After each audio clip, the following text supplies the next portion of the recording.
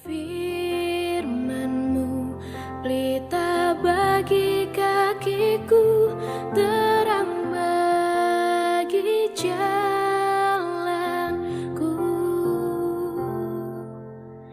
Firman-Mu pelita bagi kakiku, terang bagi jalanku.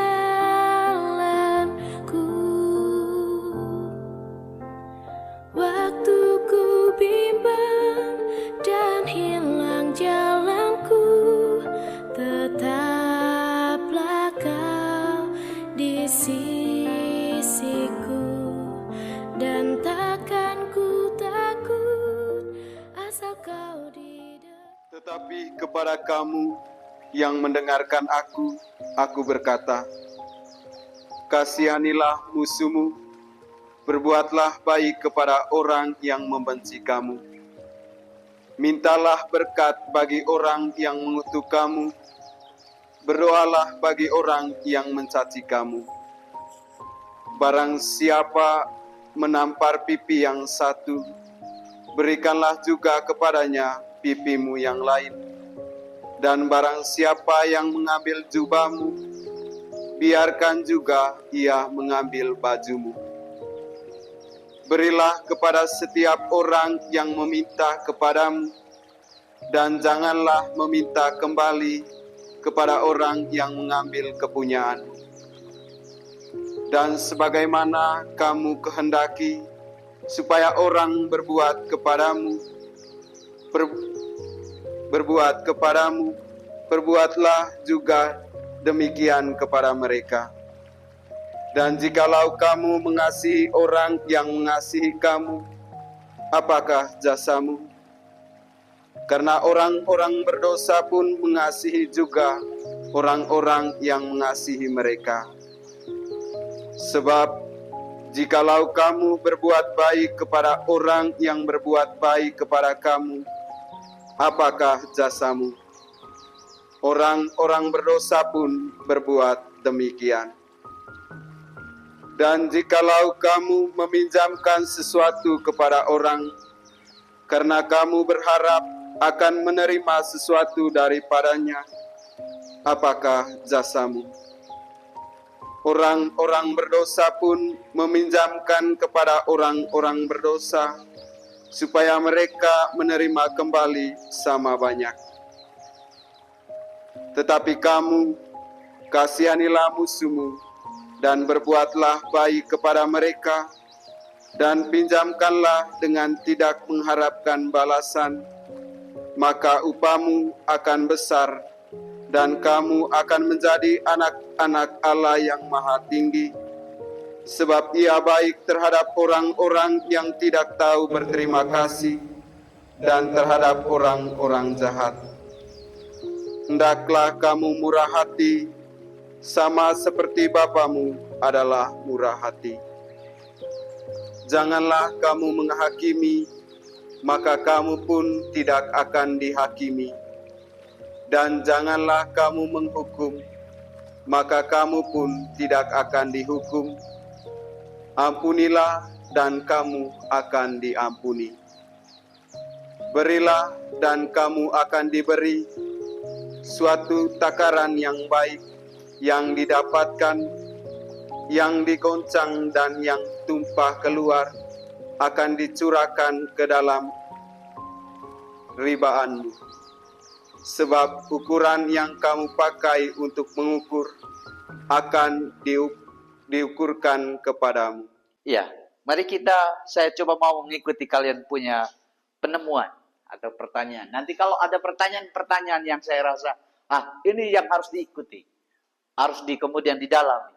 Nah, kita akan mendalami pertanyaan atau kemudian selain pertanyaan ada sesuatu yang kayaknya ini sesuatu. Jadi bukan dalam bentuk pertanyaan tapi kayaknya ini ada sesuatu yang mau diomongkan. Silakan. Rido, kamu punya pertanyaan dulu atau kemudian punya sesuatu dulu. Jadi tidak sedang memberikan komentar tapi sedang kayaknya ada sesuatu yang ini. Begitu. Silakan. Terima kasih Romo. Pertama saya menemukan sesuatu di sini yaitu perintah Yesus yang mengatakan kasihilah musuhmu. Oke. kalau kita baca di sini perkataan Yesus yang mengatakan kasihlah musuhmu ini ditemukan 2 kali, yaitu di ayat 27 dan di ayat 35. 27 dan Ayat 35. 35. Oke. Dan saya kira mungkin ada situasi yang sangat mendesak atau Oke. mungkin ada sesuatu yang lain yang Oke. ingin Yesus sampaikan. Ada sesuatu yang lain. Ini Kemudian menarik. yang kedua, pertanyaan saya Oke. di ayat 35. Iya. Tetapi kamu kasihilah musuhmu dan berbuatlah baik kepada mereka dan seterusnya. Kemudian kamu akan menjadi anak-anak Allah yang Maha Tinggi. Oke. Sebab ia berbuat baik terhadap orang-orang yang tidak tahu berterima kasih. Nah, pertanyaan saya, apakah mereka yang tidak tahu berterima kasih, anak-anak, orang-orang yang tidak tahu berterima kasih ini masih dikategorikan sebagai anak-anak Allah? Karena tuh Yesus masih menganggap, Yesus melihat berbuat baik, masih berbuat baik kepada mereka. Oke. Iya. Terima kasih Frido. Terima kasih. Silakan. Masih ada? Iya, Dinus. Dari saya Romo, saya langsung di ayat 27 itu. Iya. Di mana Yesus mengatakan bahwa kasihilah musuh-musuhmu, berbuatlah baik kepada mereka yang membenci kamu. Menurut saya ini merupakan pernyataan yang aneh ya. Oke. Pernyataan yang aneh. Cukup. Gitu. Aneh. Cukup aneh. Oke, begitu saja. Terima Aneh. kasih. Iya. Silakan. Kalau dari saya Romo, saya tertarik dengan ayat 33 dan 34. Iya. Karena di situ dalam teks yang panjang ini hanya 2 ayat itu yang berisi pertanyaan. Apa pertanyaannya? Yang pertama, jikalau kamu berbuat baik kepada orang yang berbuat baik kepada kamu, apakah jasamu? Lalu yang kedua, karena kamu berharap akan menerima sesuatu daripadanya, apakah jasamu? Oke. Itu diulang 2 kali. Ada 2 pertanyaan. Ada 2 pertanyaan. Oke. Ini menarik. Ada 2 pertanyaan. Ya. Fian, Dari saya Romo, saya tertarik dengan ayat 29. ayat 29. Di mana di situ dikatakan bahwa barang siapa menampar pipimu yang satu, berikanlah juga kepadanya pipimu yang lain. Dan barang siapa yang mengambil jubahmu, biarkan juga ia mengambil bajumu. Nah, pertanyaan saya di sini, kenapa Yesus mengambil contoh dari misalnya yang pertama tadi pipi?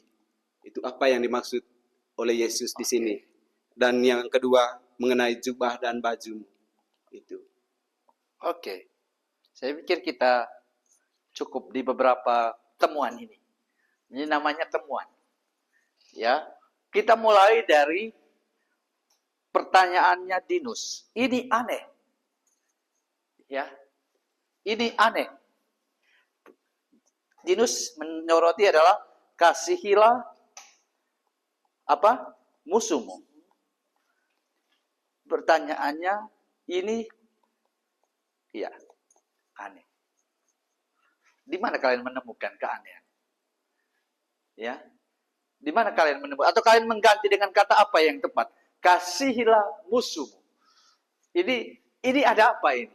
Kalau pertanyaan, kalau saya biasanya ini ada apa? Ada apa dengan pesan ini ya? Apa yang bisa kalian temukan? Ya, menduga, mungkin begini. Coba kalian. Atau membuat pertanyaan lanjutannya dari ini. Ya, silakan. Jadi kalian mencoba untuk mulai menghidupkan teks ini dengan pertanyaan ini. Jadi kalau sering sudah 2-3 orang menanyakan, menyoroti kasihlah musuhmu. Ya. Lalu kemudian kalian lihat hubungkan ini kasihilah musuhmu. Hubungkannya dengan temuannya dari Frater Yano. Apa jasamu? Apa lebihnya kamu? Ya, apa lebihnya kamu? Ya, dikatakan ini musuhmu. Sekarang apa lebihnya kalau kamu berbuat yang seperti ini? Ya, berarti ini sesuatu ketika mengasihi musuh, ini sesuatu yang lebih. Nah, sekarang coba kalian hubungkan dengan temuan-temuan. Saya hanya cuma mencoba untuk melihat kalian punya. Jawabnya secara spontan ya, jangan terlalu formal. Jadi langsung spontan ya, supaya kita cepat-cepat untuk menghubungkan satu dengan yang lain. Silakan. Ada aneh, terus coba kalian hubungkan dengan pertanyaan Yano. Ada 2 pertanyaan. Coba lihat, ada 2 pertanyaannya itu. Ya, coba. Silakan. Ya, Benz. Langsung ya, jawabannya jangan mengulas, tapi langsung menemukan. Oh, ini, kayak seperti ini. Oke, Benz. Baik Romo, terima kasih atas kesempatannya. Jadi saya melihat bahwa kasihlah sama musuhmu itu berkaitan dengan sesuatu yang kontras. Artinya ketika kita mengasihi musuh, kita membutuhkan sesuatu yang kekuatan. Atau kalau misalnya kita tidak, kalau sebenarnya kan, kalau misalnya ada musuh, kita harus melawan mereka. Tetapi di sini itu hal kontras adalah bagaimana kita mengasihi musuh itu dengan suatu kekuatan. Oke. Jadi Butuh kerendahan hati. pertanyaannya, mengasihi orang yang mengasihi kamu itu butuh perjuangannya atau tidak? Ya, Itu membuat perbedaan. Jadi mengasihi musuh apa sesuatu yang lebih dari mengasihi orang yang mengasihi kamu? Kalau dibilang tadi butuh perjuangan, apa mengasihi sesama itu ketika kamu orang berpacaran, apa kemudian tidak butuh perjuangan? Apa bedanya mengasihi musuh ini?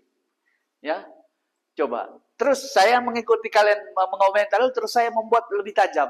Kalian, oke, silakan bertanya bebas saja, ya. Silakan, ya. Ada yang berkomentar?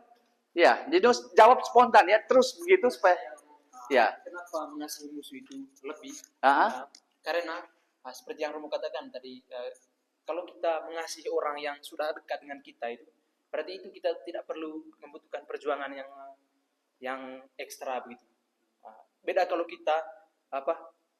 kita mengasihi musuh, Iya. pasti kita berjuang lebih untuk bisa memaafkan musuh tersebut. Oke, coba hubungkan dengan pertanyaan Jano. Coba Jano mengulang pertanyaan Jano. Tadi apa? Yang ayat 33 itu. Ya. Sebab jikalau kamu berbuat baik kepada orang yang berbuat baik kepada kamu, apakah jasamu? Iya, itu saja. Ya. Apa nilai lebih dari mengasihi musuh? Itu saja dulu. Pertanyaan pertama, karena itu tadi mengasihi. Apa nilai lebih dari mengasihi musuh? Yang mau dikatakan Yesus. Supaya kita tahu maksud Yesus. Mengasihi musuh, kita mau dapat mengejar nilai apa dari itu? Oke. Kalau dari saya Romo, kalau misalkan dihubungkan dari pertanyaan dari Yano tadi, apakah jasamu? Kita memperoleh jasanya itu Jasanya apa? disebut sebagai anak-anak Allah yang Oke, mati. ini menarik. Ya, jadi Yesus katakan mengasihi musuh itu bagian dari menjadi perjuangan menjadi anak Allah. Dan dikatakan anak Allah yang maha tinggi. Jadi ada sesuatu kualitas yang lebih untuk menjadi anak Allah. Dan salah satu kualitas menjadi anak Allah adalah mengasihi musuh. Nah, ini menarik. Ada yang temukan lagi, temuan lain yang lebih praktis yang kemudian, oh ini kan bahasa dalam kitab suci. Jadi ketika kita mengasihi musuh, Yesus katakan, kamu sungguh-sungguh menjadi anak Allah yang maha tinggi. Ya, ada kualitas apa yang kemudian yang bisa kalian temukan lagi? Ya, jadi ketika orang mengatakan, jadi ini pertanyaan cuma satu, kalian menyoroti cuma satu, mengasihi musuh, dan kalian kembangkan itu. Ya, kembangkan terus. Kenapa Yesus memaksudkan ini? Ya, apa nilai yang mau dikatakan Yesus dari tekanan pada ini? Dikatakan apa jasamu? Jadi ada nilai lebih. Kalau tadi video mengatakan anak Allah. Ada temuan yang lain lagi? Sabar yang lain. Fian, cepat ya. Menurut saya terkait dengan ini, pertama ya, karena kalau kita mengasihi musuh berarti kita itu seperti yang dikatakan Dinus, memerlukan kekuatan yang ekstra. Artinya kita di situ bisa memaafkan orang yang memusuhi kita, begitu, atau orang yang pernah melakukan kesalahan terhadap kita. Dan yang kedua menurut saya, karena kalau kita mengasihi orang yang berbuat baik kepada kita, itu juga yang dilakukan oleh orang-orang yang berdosa. Dikatakan di dalam teks ini tadi bahwa orang-orang berdosa pun melakukan mengasihi orang-orang yang baik dengan mereka, yang melakukan perbuatan baik kepada mereka. Tapi lebihnya ketika kita mengasihi musuh, itu yang tidak dibuat oleh orang-orang berdosa. Itu pengamatan Yesus ya di dalam Injil. Apa lebihnya? Makanya kamu disebut anak Allah. Konkretnya begini, mengasihi musuh dalam hidup kita sehari-hari kalau kita amati, sulit atau tidak? Itu saja. Nah sekarang jawab, apa yang membuat menjadi sulit? Ya, apa yang membuat menjadi sulit? Dan dari balik nilai sulit inilah kemudian Yesus mau menunjukkan nilai apa yang paling mulia yang ditemukan dari sabda ini. Iya, apa yang membuat Dinus itu sulit ketika mengatakan mengasihi musuh itu sulit? Apa yang membuat sulit? Kalau menurut saya, Romo, mengapa mengasihi musuh itu lebih memiliki sulit itu karena Yesus mau menunjukkan bahwa butuh kerendahan hati di dalamnya. Oke. Butuh kerendahan hati untuk bisa perjuangan yang ada dalam mengasihi musuh itu kita perlu untuk menunjukkan sikap kerendahan hati. Iya. Terima kasih. Ada lagi yang lain? Iya. Kenapa sulit? Baik, terima kasih Romo. Hal pertama yang ingin saya jawab itu terkait dengan pertanyaan pertama tadi itu jasa lebihnya itu Benar. ketika kita mengasihi musuh itu, Iya. kita mampu menghadirkan Kristus dalam musuh kita. Itu yang pertama. Lalu yang kedua itu, mengapa kita sulit mengasihi musuh dalam kehidupan sehari-hari? Ya karena kita lebih mengedepankan ego kita daripada menghadirkan Kristus. Iya. Ya, itu yang ingin saya jawab. Terima kasih. Oke. Ya, terima kasih. Jadi menurut saya jasa lebihnya kalau kita mengasihi musuh itu adalah kita bukan menjadi orang yang biasa-biasa saja. Karena orang biasa itu ya mengasihi apa yang dia suka. Tetapi kalau mengasihi musuh itu bukan hal yang biasa, tapi luar biasa karena kita mencoba mengasihi apa yang sulit kita lakukan, atau dengan kata lain apa yang tidak sesuai dengan kehendak kita secara manusiawi. Oke. Baik, sampai di situ saya mau kita kembali. Saya mau buat pertanyaan lagi. Apakah Yesus punya musuh?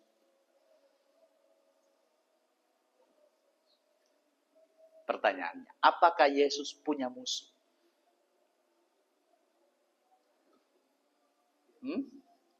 Silakan menjawab. Kalau dari saya, Yesus nggak punya musuh, tapi dia dimusuhi oleh banyak orang. Oke. Atau lebih tepat, kata yang tepat. Kalau dari Yesus tidak menganggap ada musuh. Tapi kata yang tepat yang diambil dari kitab suci itu apa? Kalau Yesus tidak punya musuh, tapi ada orang yang coba. Ada di dalam teks itu. Ya. Ada di dalam teks. Kata yang paling tepat yang digunakan itu adalah apa? Ya.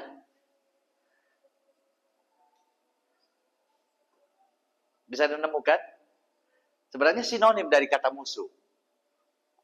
Apa? Langsung menyebut? Kalau menurut saya itu Yesus itu kasih. Oke. Tapi Bagus. banyak orang yang tidak mengasihi dia. Oke. Ada kata yang tepat yang digunakan. Adakah muncul kata membenci? Di ayat mana? Oke. Lihat ini. Sekarang kalau kita mau ngomong tentang Yesus, pertanyaan, Yesus ini ngomong hanya sebagai sebuah ide atau dia lahir dari pengalaman? Itu di ayat 6. Ya. Tapi kemudian dia tahu bahwa ada orang-orang yang membenci dia. Ya. Maka kata itu muncul. Yesus mau katakan, saya tidak punya musuh. Tapi bahwa ada kenyataan yang tidak bisa dielak, ada orang yang membenci dia. Ya. Jadi ketika Yesus ngomong, ketika dia mengutarakan sesuatu, tidak ngomong sesuatu yang mengawang. Tapi Yesus itu melihat itu. Apa mungkin dia mengalami? Maka dia katakan, membencimu. Nah sekarang dia mau tunjukkan nilai tertinggi dari itu. Ya. Jadi sebelum masuk ke nilai itu, saya mau katakan, apa kriteria dari yang kamu baca, apa nilai kriteria yang ditunjukkan oleh Yesus dari mengasihi musuh? Ya, bagaimana caranya mengasihi musuh? Itu pertanyaannya. Bagaimana dalam teks yang kamu baca, bagaimana caranya mengasihi musuh? Dari satu hal itu kalian bisa kembangkan bagaimana di dalam teks itu dihidupkan. Silakan. Apa kriteria sebelum sampai ke nilai yang mau kita tanyakan? Kalau tadi bahasanya Frido, anak-anak Allah, bagaimana itu dihayati, dirasakan? Apa kriteria mengasihi musuh? Kalau saya lihat dalam teks itu, Iya. jawabannya masih ada di ayat 27, Romo. Apa itu? Di situ dikatakan bahwa kasihlah musuhmu. Kriterianya adalah berbuat baik kepada orang yang membenci kamu. Artinya berbuat kasih kepada orang yang membenci saya atau musuh. Nah, berbuat baik, terus apa lagi? Silakan mengisi terus. Dari saya ayat 37 itu. Dia bilang, Jangan menghakimi. Kalau kamu menghakimi, maka kamu akan dihakimi balik. oke. Terus jangan menghukum. Nanti kamu juga akan dihukum balik gitu. Jadi kriterianya kira-kira seperti itu. Apalagi? Ayat 37 sampai 38 itu berbicara. Oke. Apalagi? Minta berkat. Oke. Apalagi? Oke. Apalagi? 36. Murah hati. Apalagi? Memberikan kepada orang yang meminta. Oke. Kita lihat bagaimana ketika dia ngomong. Jadi kalian menemukan beberapa tema itu, lalu kemudian Yesus jabarkan.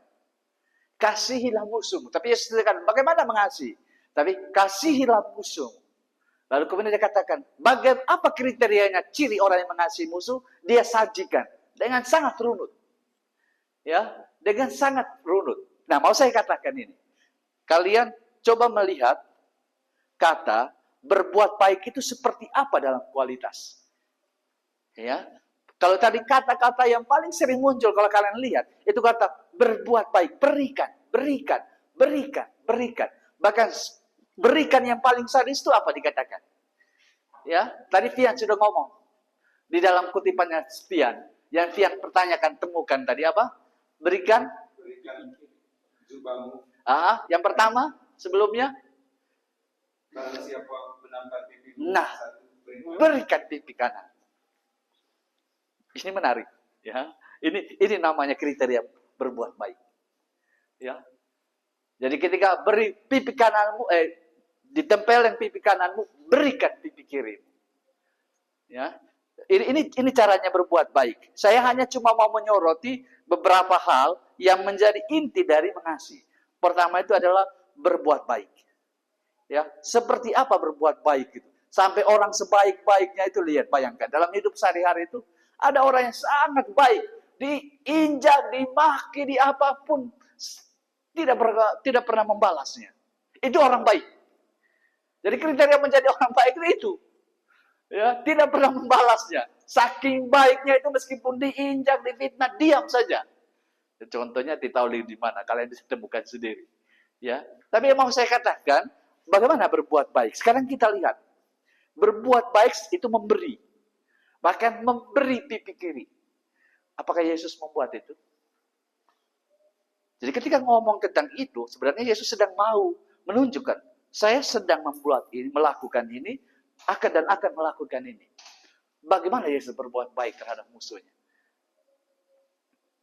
Ya. Sekarang temukan. Coba kalian lihat. Coba kalian hubungkan dengan kata-kata ini. Kriteria-kriteria ini. Apakah Yesus itu bertindak sungguh-sungguh ketika kemudian berhadapan dengan orang yang membenci dia? Apa yang dia lakukan? Pertanyaan sekarang, siapa orang-orang yang kalian duga membenci Yesus? Ya? Iya. Saya jadi orang yang dipotong telinganya oleh Petrus itu. Kemudian Yesus mengadakan telinga itu lagi, padahal mereka akan mau tangkap Yesus. Oke. Jadi kalau bahasanya tadi Saban, itu tadi itu kategori orang yang murah hati, lembut hati, dan seterusnya, ya. Jadi itu keseluruhan dari berbuat baik. Tampar pipi kirimu, kasih pipi kanan. Apa contohnya? Coba kalian lihat di peristiwa salib. Bukan cuma kasih pipi, seluruh tubuh itu dikasih. sebagai pelampiasan dari orang-orang yang membenci Yesus. Ya, sampai kalau kalian lihat di The Passion of Christ, tidak ada satupun jika bahasanya Yesus itu dalam dikutip dari Yesaya seperti orang yang dibawa ke tempat pembantaian. Ya, itu kalau kalian menghubungkan dengan teks yang lain, lihat di Injil Lukas ini lihat. Jadi sampai orang-orang yang jadi Yesus itu bukan cuma kasih pipi, kasih seluruh badan sebagai pelampiasan kebencian dari orang-orang yang membenci dia. Jadi itulah lihat. Ya, ketika dia ngomong tentang mengasihi musuh ini, lihat. Ya. Ini lihat, saya berikan bukan cuma pipi, tapi seluruh badan saya hancur lebur. Bahasanya itu adalah dia seperti anak domba ketika mengutip refleksi itu dia seperti anak domba yang dibawa ke tempat dibantai sungguh-sungguh, bukan ditempelek, tapi kata yang paling sadis adalah dibantai. Jadi itu mengasihi musuh. Ya, jadi berbuat baik sampai sehabis-habisnya seperti itu. Ya, itu kriteria paling tertinggi. Hal yang kedua, yang paling kedua itu adalah berdoa bagi musuhmu. Apa yang dilakukan Yesus? Apa yang kemudian isi dari doa Yesus untuk musuh-musuhnya? Apakah Yesus berdoa untuk musuh-musuhnya? Iya, berdoa. Di mana itu? Di salib. Bagaimana apa isinya? Dia berdoa, ya Bapa, ampunilah mereka sebab mereka tidak tahu apa yang mereka perbuat. Oke, coba dibuka di Lukas bab 23 ayat 34. Ya. Coba dibuka di Lukas bab 2 ayat 23 sampai 34 ayat 20 bab 23 ayat 34.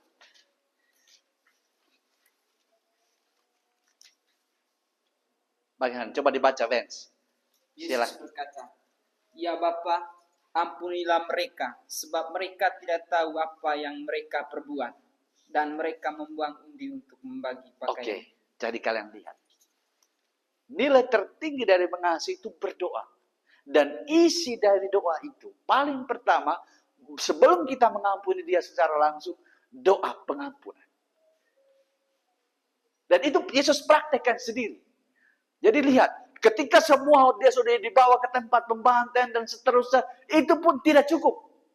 Sampai Yesus katakan, Bapa, ampunilah mereka. Jadi sudah dibawa, sudah dibantai dan seterusnya, Yesus masih juga berdoa, ampunilah mereka. Jadi pengampunan, lihat, kalian lihat, mengasihi musuh, itu dia ngomong di awal, di ayat 27. Mengampuni, itu semacam bingkai dari, simpulan dari semuanya. Itu di ayat berapa? Mengampuni, ampunilah. Di ayat 35 atau 37. Coba dilihat. Ini kalian baca, makanya saya bilang 37. Jadi kalian lihat. Jadi lihat, itu cara menghidupkan teks seperti itu. Jadi kalian lihat, dia ngomong tentang mengasihi 27, 10 ayat sebagai itu namanya membingkai. Ya, jadi dia ngomong teks itu misal kasihlah musuh, lalu di belakangnya itu dia ngomong ampunilah musuh. Ini semua jabaran simpulannya ini. Atau dikatakan ini nilai yang paling tinggi dari mengasihi musuh. Ya, ini nilai tertinggi dari mengasihi. Ya, pengampunan. Mau di apa pun mau dimaafkan. Ya. Itu sekeras apapun orang, kalau disimpulkan, saya memaafkanmu, itu sudah nilai tertinggi. Ya, maka Yesus, itu lihat, dari seluruh ketika dia dibantai sejak awal, sama simpulannya apa? Ketika dia mau selesai, mau mati, dia ngomong simpulannya, bingkainya, dari seluruh misi terakhirnya di salib itu adalah, Bapa, ampunilah mereka. Sebab mereka tidak tahu apa yang mereka perbuat. Itu simpulan. Dan itu ditempatkan juga di teks ini. Ditempatkan di terakhir. Ya. Ditempatkan di paling terakhir. Jadi itu lihat. Oh, berarti nilai tertinggi dari pengampunan. Mengasihi musuh adalah mengampuni. Ya. Dan itu caranya. Kemudian kalian melihat teks itu. Ya. Sehingga kemudian kalau kalian jabar, ini semua yang dia katakan berbuat baik, berdoa, itu dijabarkan. Semua apa yang dikatakan tadi, semua dijabarkan. Apa dia bolak-balik, hanya cuma mau mengatakan, kalian kejar ini. Ya. Kalian mengejar ini. Nah, ketika mengasihi musuh, contoh paling konkret adalah salib. Kisah-kisah salib itu menunjukkan bagaimana Yesus mengasihi musuh. Mempraktekkan sendiri apa yang dikatakan.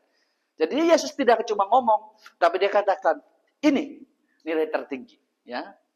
Sehingga, kalau kalian kaitkan dengan itu, kalau tadi siapa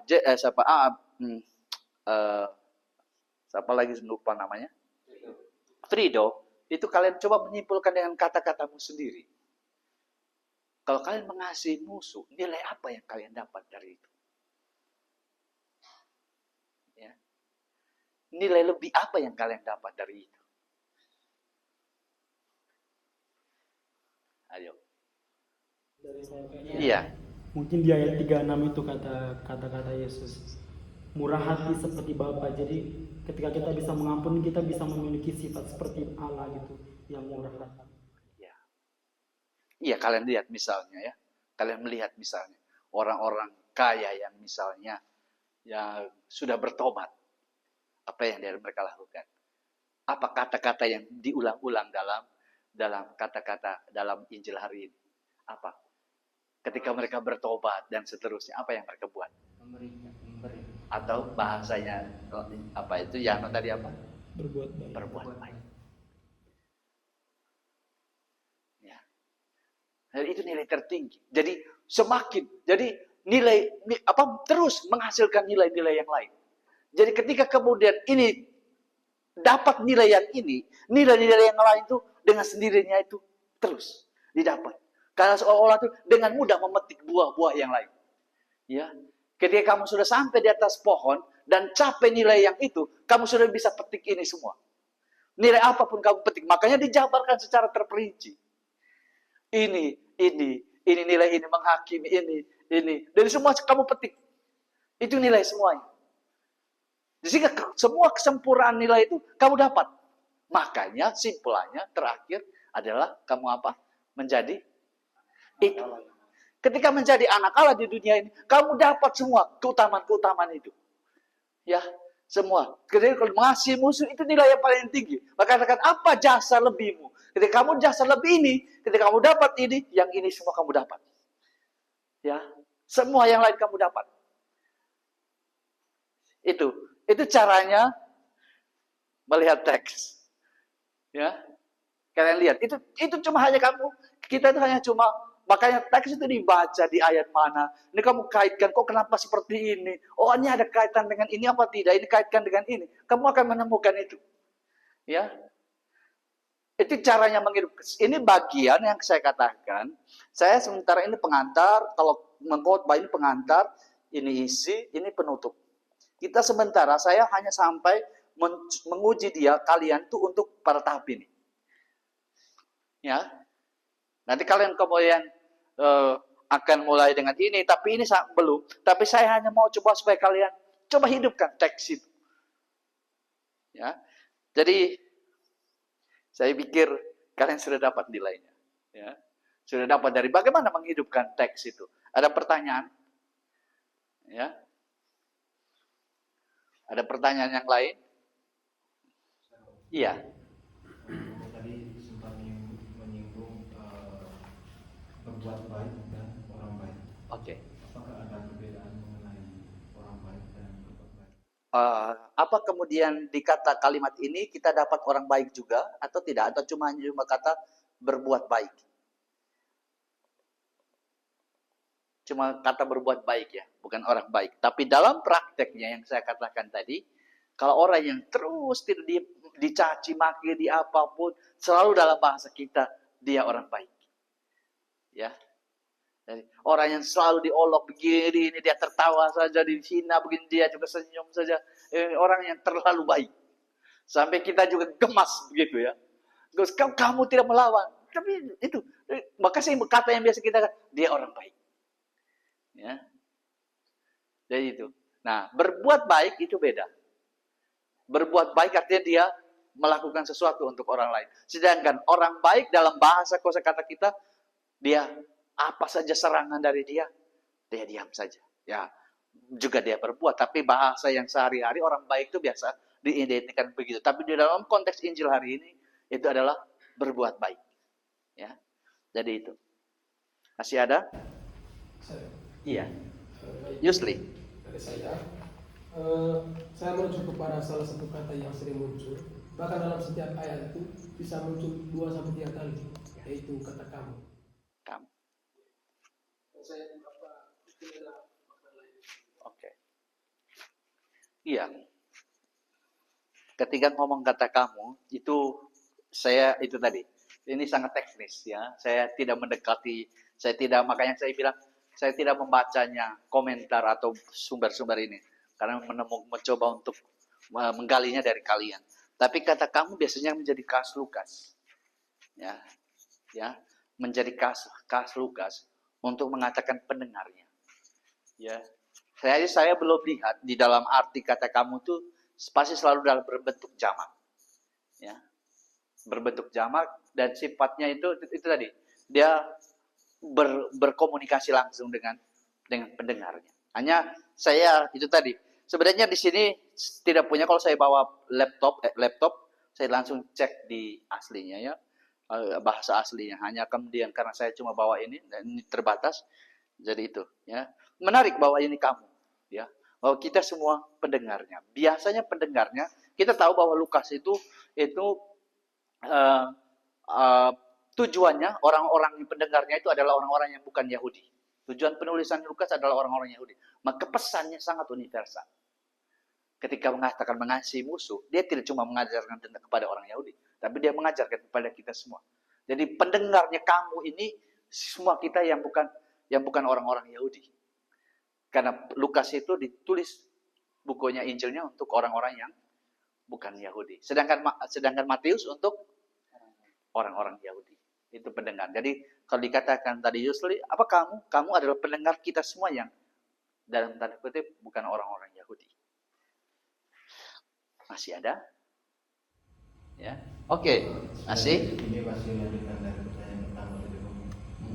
Berarti apakah kalau misalkan ini kita kaitkan dengan Yesus ini, berarti kalau saya boleh membuat kesimpulan, berarti Yesus ini di sampingnya sebagai orang baik, berarti juga dia adalah orang yang berbuat baik. Oke, iya. Makanya saya katakan apa yang dilakukan oleh orang yang berbuat baik itu memberi. Ya, beri. Maka yang diberikan oleh Yesus itu sampai seluruh dirinya. Pemberian diri itu nama pemberian diri total Yesus. Sampai dicabik-cabik. Itu bahasanya tadi. Jadi berbuat baik itu memberi. Ya, bukan cuma memberi sesuatu, tapi memberi seluruh diri. Ya, maka yang tadi itu seperti dibawa ke tempat pembantaian. Itu pemberian diri yang setotal-totalnya. Kalau dalam bahasa Filipi itu 2 ayat 7 sampai 11 itu apa bahasanya? Kalau kalian tahu, tidak ada di situ. Ada kata yang terkenal. Ya, apa terkenalnya? Kata terkenalnya apa? Coba dilihat. Apa? Di Filipi 2 ayat 7 sampai 11 itu tidak ada di situ. Bahasa Yunaninya atau bahasa yang paling terkenal itu apa? Kenosis. Ya. Jadi itu pemberian diri Yesus. Jadi berbuat baik itu adalah isinya memberi. Maka tadi berikan jubah, berikan pipimu, berikan ini, berikan ini. Itu lambang. Jadi lambang misalnya pipimu itu dirimu, jubahmu apa yang kamu miliki, harta dan seterusnya, itu kamu beri. Itu dikatakan Pian tadi apa maksudnya dengan pipi? Apa maksud dengan jubah? Jadi apa? Jadi materi yang kamu pakai dan seterusnya kamu beri. Pipimu artinya apa yang melekat dalam dirimu, seluruh dirimu. Ya, itu mau mewakili keseluruhan total. Terima kasih. Ya mudah-mudahan kalian itu bisa mulai tahu ya. Jadi itulah tujuannya kalian bermeditasi. Bolak-balik membaca teks itu. Ya, kenapa kemudian baca meditasi? Ingat lagi lihat, bahkan sampai menghafal ayat-ayat itu. Kalau kita kekuatan meditasi, kita tahu apa hubungannya ini. Tidak perlu mengutip terlalu banyak kutipan dari lain. Coba bermain-main dengan ayat itu. Dia akan mengatakan sesuatu. Oh, ini di sini di awal. Kok kenapa di akhir begini? Jadi kalian buat pertanyaan dengan teks itu. Kalian akan menemukan itu. Ya, meresap. Sungguh-sungguh metodenya, bukan cuma isi tapi metodenya itu bagaimana mendekati teks.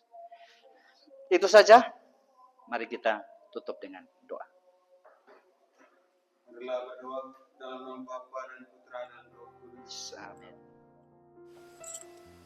Setelah mengikuti seri kita suci bersama Monar, ada beberapa hal yang saya dapatkan. Yang pertama adalah mengenai cara membuat teks.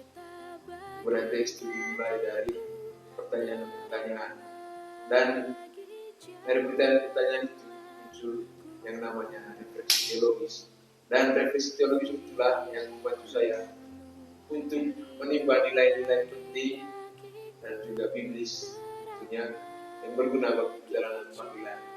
Dan karena itu, poin yang kedua adalah bahwa seri kita tadi membantu saya untuk bisa menumbuh kembangkan benih-benih panggilan dalam diri saya, secara khusus untuk berkhotbah. Terima kasih. Baik, terima kasih. Setelah mengikuti seri kitab suci bersama Romo Anak, kiranya ada beberapa poin yang saya peroleh. Yang pertama, dari seri ini saya mampu mendekatkan diri dengan teks. Yang kedua, saya bisa memahami teks dengan baik. Itu sudah dari saya. Sekian. Firman-Mu pelita bagi